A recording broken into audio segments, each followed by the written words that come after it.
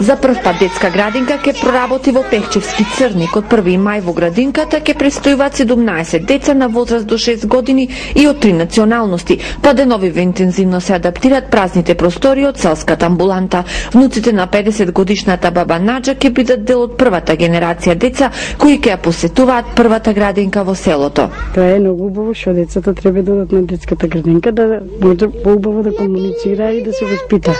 Градинката ќе значи многу за овие деца, велат педагозите, бидејќи децата од ромски и турска националност имаат проблеми со изучувањето на македонскиот јазик. Во осмолетката во Црник, село со 800 жители, македонците се малцинство, има само 4 ученици. Кога дојдат на училиште го знаат турскиот и ромскиот јазик, а македонскиот им е непознат. Да, градинката ќе помогне во тоа? Градинката секако ќе помогне во тоа и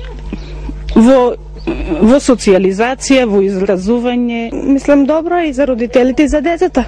Родителите ќе имаат повеќе време, децата ќе се забавуваат, ќе се играат.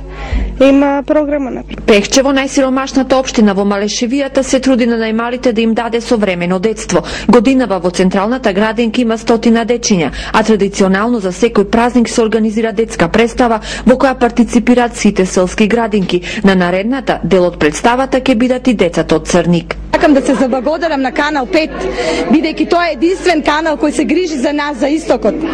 Доаѓа, не снима, кажува за нас и некој друг да види дека еве и тука постојат деца, и тука децата се играат, и тука децата имаат маскенбал, и тие се под маски. И нивниот живот е современ детски живот.